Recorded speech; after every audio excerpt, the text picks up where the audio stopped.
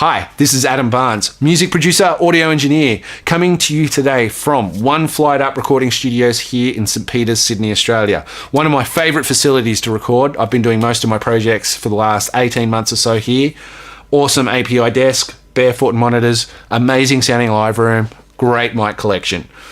So what we're going to talk about is how you can prepare to come into a space like this to work with a producer. And the aspect this video is going to cover is the pre-production and self-recording demoing before coming in. Okay, so let's say we're in a position where our songs are written, we're well rehearsed, and we maybe even have played the songs a few times live. If you're still in the writing stage, I've actually got another video that I talk about a few philosophies and ways to approach that. Songs are written and we're playing them pretty well, we're rehearsed them pretty well.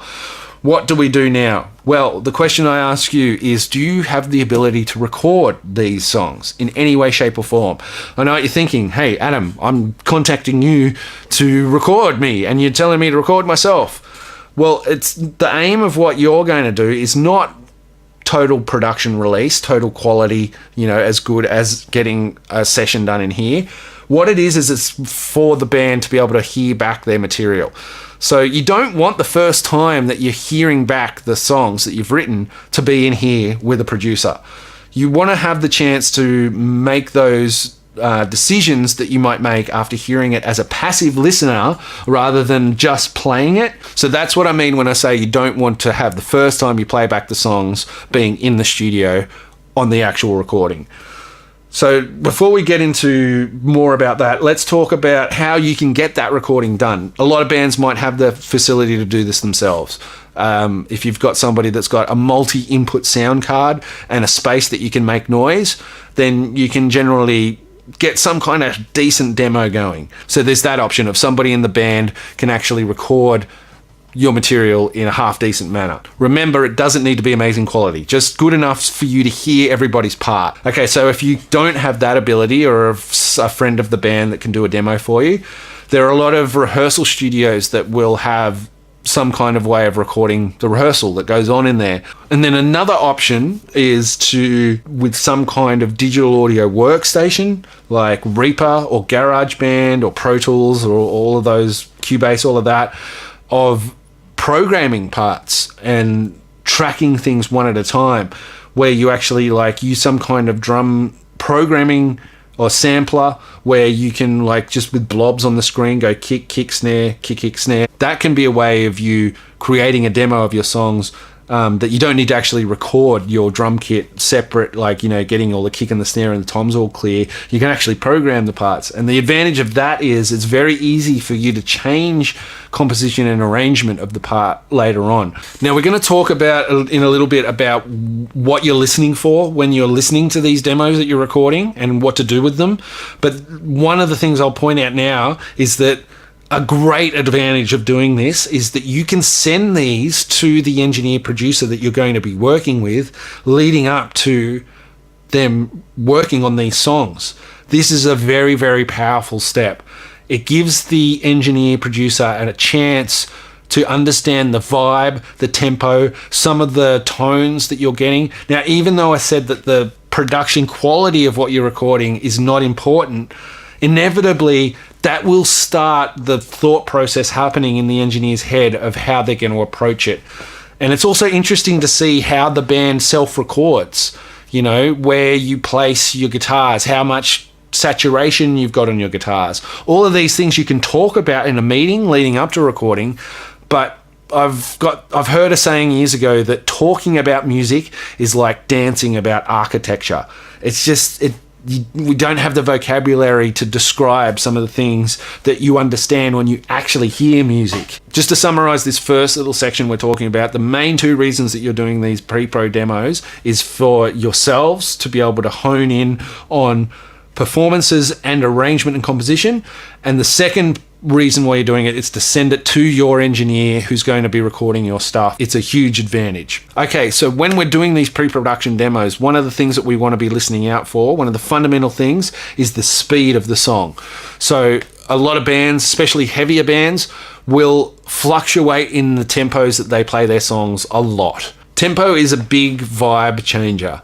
even a few BPM on a song, especially a rock song or a groovy song that has like, you know, that head bop vibe, a few BPM can change the feel of that a lot. The tempo of your song is very important, and when bands come in to record, it's often something that hasn't really been looked at.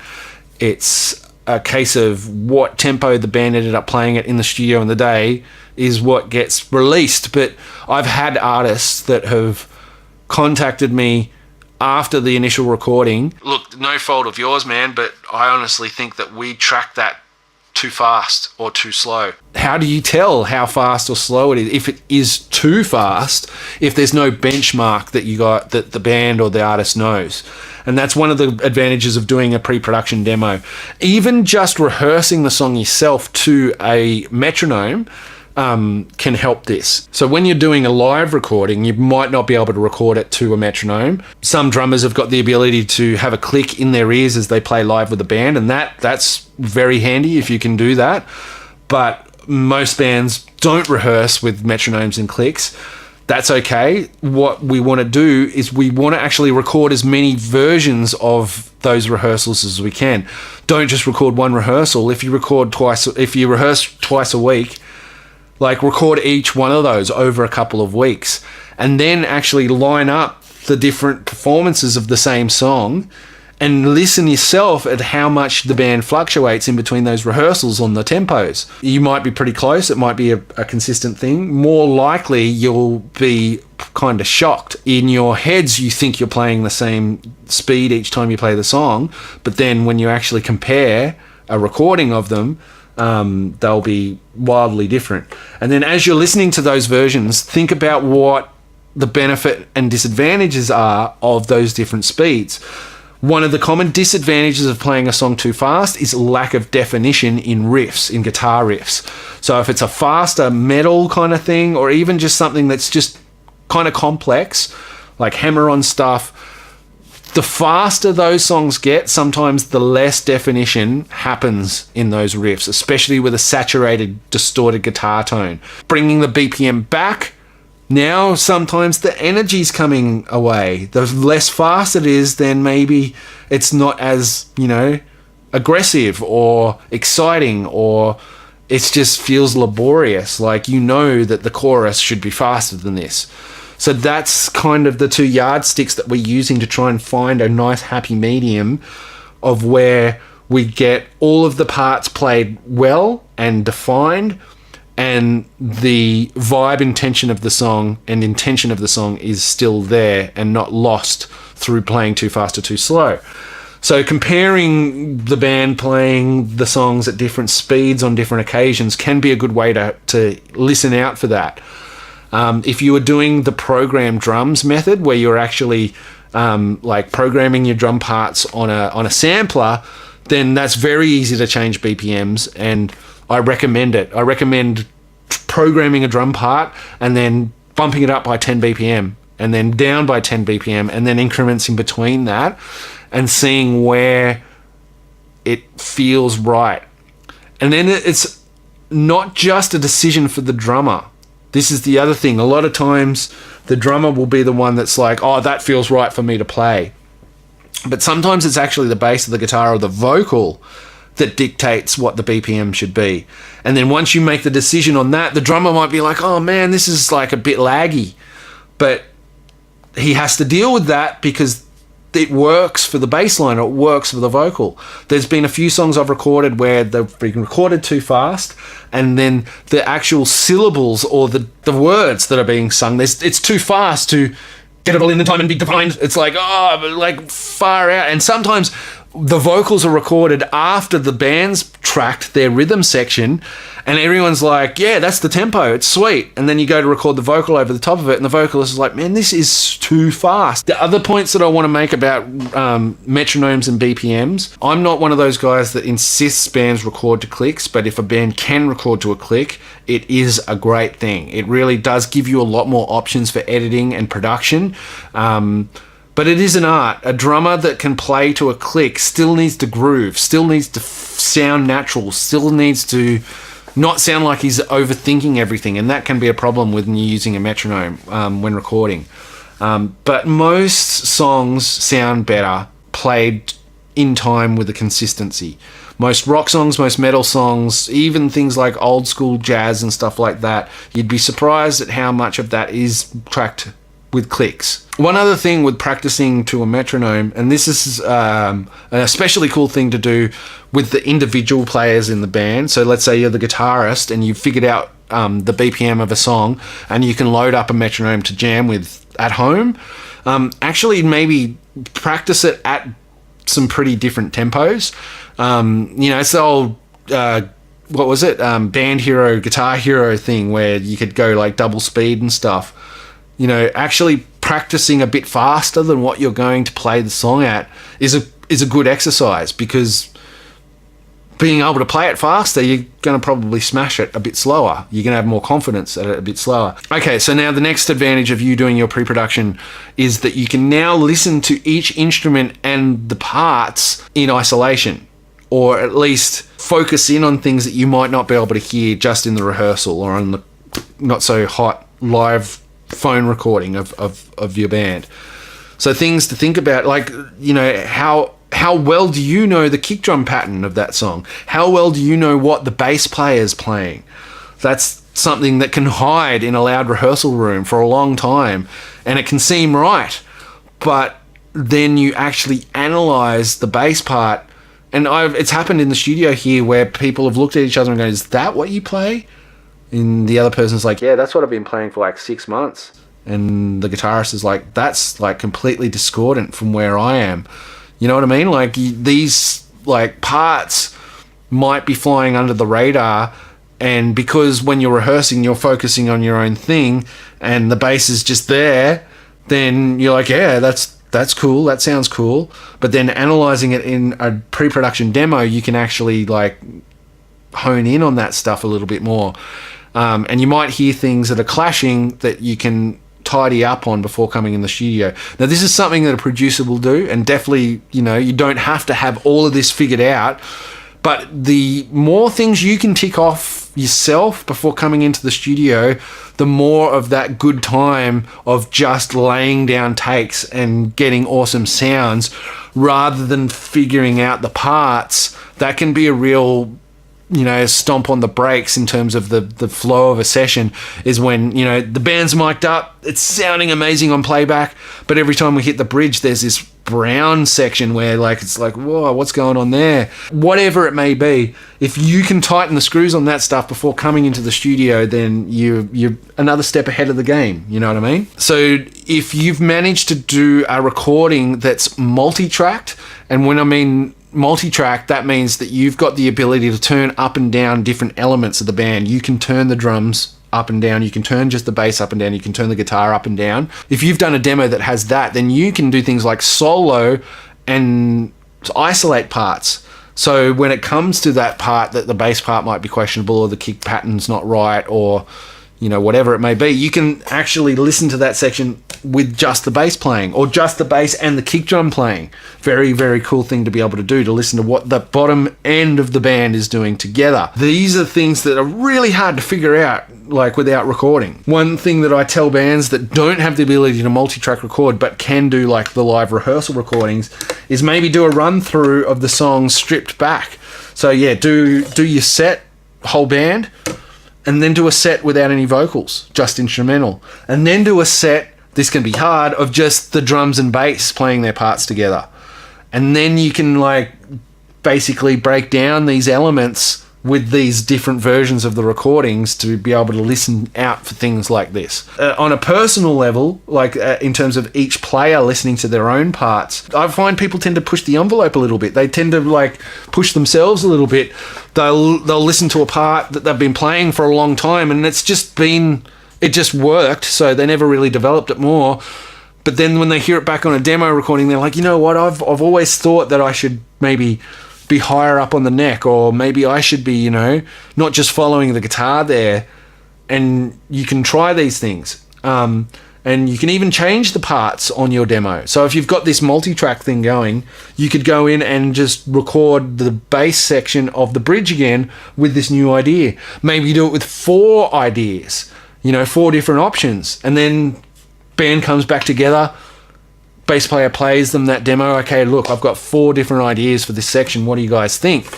These are the kinds of things that, again, can happen in the studio that the producer can help you with. But if you've done your homework and have these options in the wings, when a producer turns to you and goes, man, I don't know if that bass part in that section, I'm picking on bass, I don't know if that vocal harmony in this part really works, or have you got another option there? If you've done this homework, then you can be like, yeah, man, actually I could chug on the E, I can sing a third instead of a fifth. If you've tried these things out, it's not just like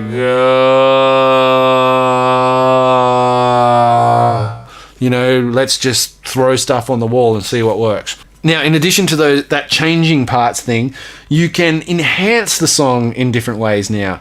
One of the classic examples is adding in special events or accents. Wouldn't it be cool if we had like a stop or like a big key change just from half a bar? And then you can just program that in, or you can just record these little moments and slide them into your recording. It might not work. It might sound terrible. It might be shot down by other members of the band.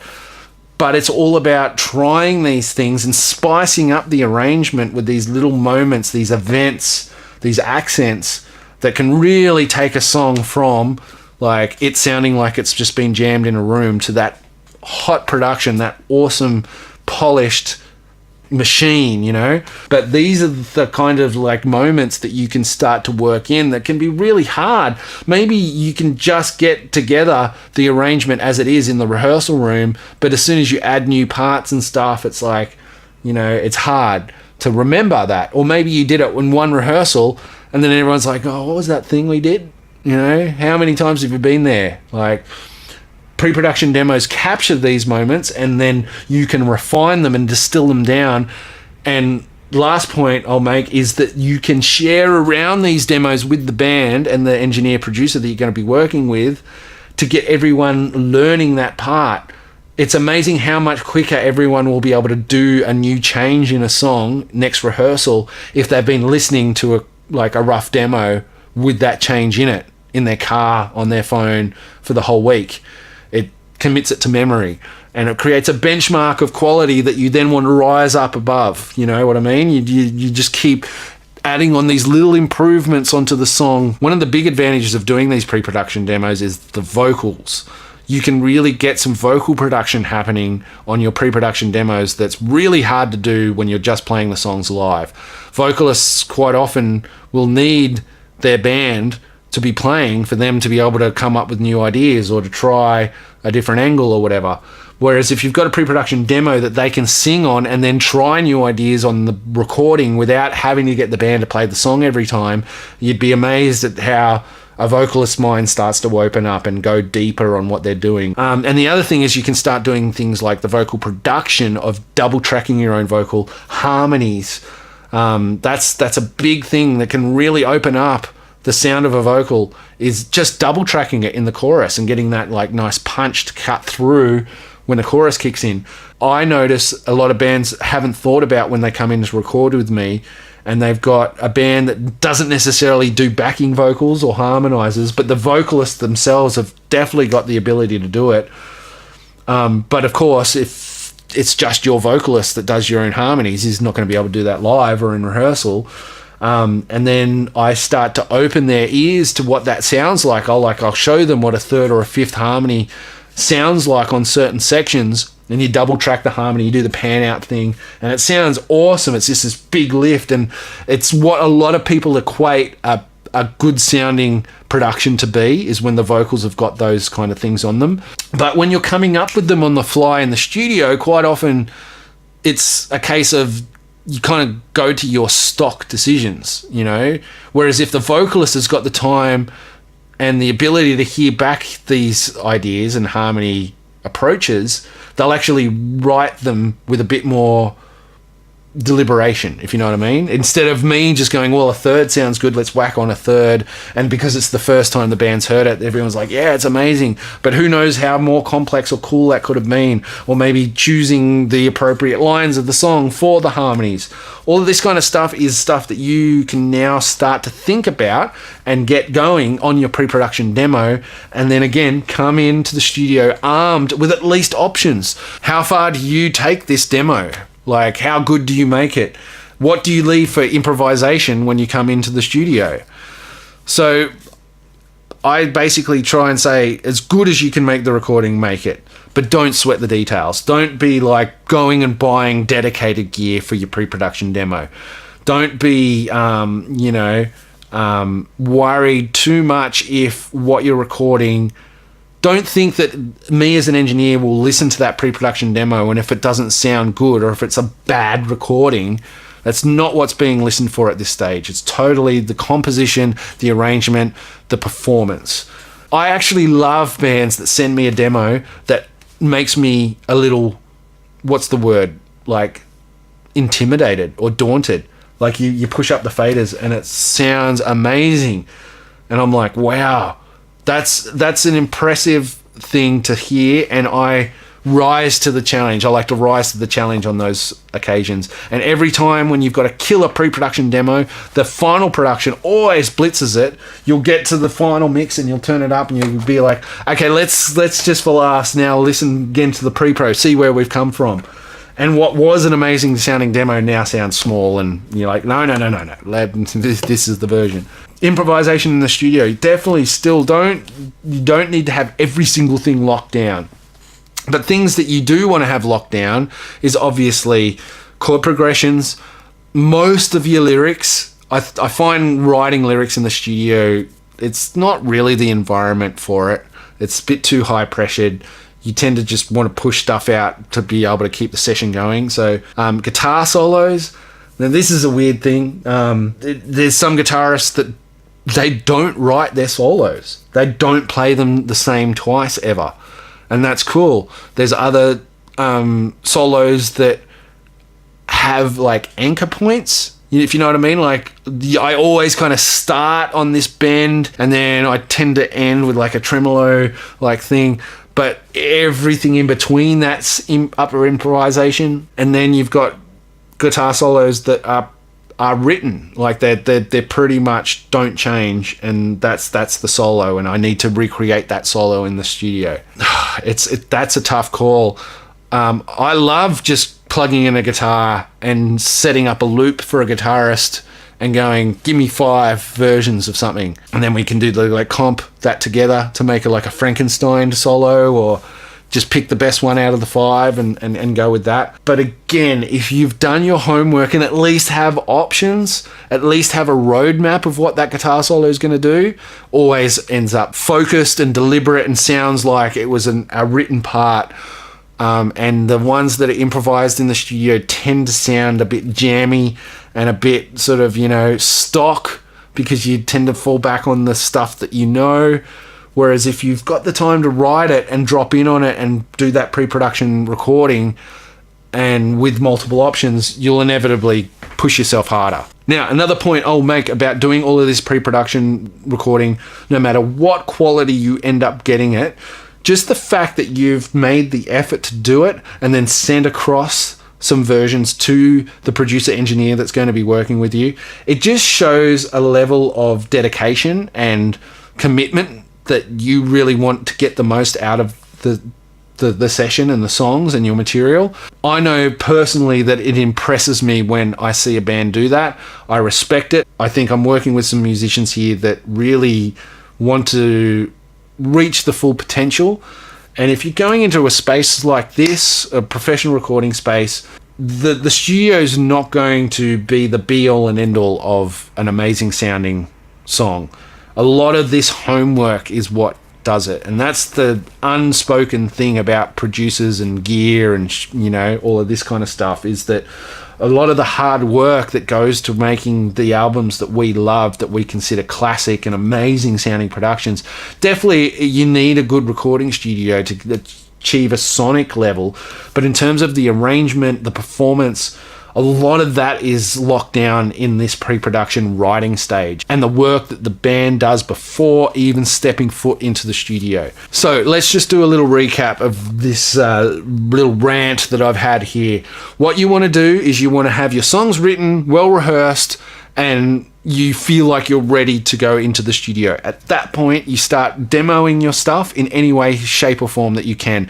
Quality doesn't matter. What matters is you being able to play back these songs in a way that you can make some judgment calls and think about your parts, the other parts being played by other members in the band. Think about the speeds of the songs. Try different arrangements, try changing stuff around, try adding, another section, try adding these like special events and accent moments, spice up the arrangement now that you've got the ability to just focus on one little section rather than having to play the whole song through. Don't take it too far, just take it to the point that your current situation allows, and then send that stuff across to your engineer producer. Get these demos into the ears of the person that you want to work with as soon as you can, because that's going to start the creative thoughts, the technical thoughts clicking over in the brain, and it's all going to benefit the final product. Okay, so let's say you don't have the ability to do this self-recording, or maybe you're doing it and you're not getting the result you want, doesn't sound good. There are other options. A lot of times when I'm working with a band, I will work with them in a full production aspect, not just the engineer that works with them on the day that comes into the studio. So if a band's budget allows, they will sometimes actually hire me to come and do this pre-production for them. So that might be just joining them in the rehearsal studio when they rehearse and setting up a few mics in the room and a little portable recording rig. Sometimes bands will actually budget to come into the studio before the actual proper tracking date. Maybe they book a half day where we very, very quickly throw microphones up, get a headphone mix for everyone in the live room, and then they rehearse basically in the studio. And then I capture that. Again, it's not like, going for sonic purity or the most amazing production. We're just capturing a good sounding recording that can give us a clarity of playback to make decisions. And then also I have a home studio set up that is great for pre-production. I've got a electronic kit. I've got the ability to program drums. I've got the ability to multi-track stuff one by one, and really break a song down in all of its elements and try all of these different options. So if it's something that you actually want an engineer to do for you, this is something that I can do. Obviously, there's additional fees and stuff to just coming in and recording in a studio for that. But I do have package deals, production package deals that can encompass all of that in one sort of, rate, so that you've got assistance with every step along the way. This is why sometimes you bring in an external party like a producer or engineer into this process, is because you might have just been living in the same space for so long with the same members of the band doing the same things that you can't kind of see the forest for the trees, and the producer can come in and instantly can recognize what's right or wrong. Maybe it's not just about saying what they don't like. Sometimes it's identifying areas that are awesome. And the band might be down on themselves over a section, and it might take the producer to go, no, this is the money right here. Sometimes it takes someone external to go, don't worry, that bit is awesome. Leave it. That's why this song is cool. All of these services that I talk about are things that I do for bands one-on-one. So if you're interested in something like this with me, just hit up the website, adambarnes.com, or reach out on Facebook. If you're an artist that's going to be recording with me in the near future, please feel free to reach out, and I'll be happy to go through these points in a more detailed manner that will relate to your personal situation and what you've got access to. Thanks for watching the video. This one was a little bit longer than I anticipated, but there is a lot to go through with this kind of stuff. The next video that we will be doing will be how to prepare your instruments for the studio. Obvious things like new strings on guitars, new skins on drum kits, tuning, checking your intonation, all of that stuff. Another big thing that can make what would be a really fun recording session grind to a halt if you haven't done your homework beforehand. So we will definitely cover that in the next video. Thanks for watching. adambarnes.com.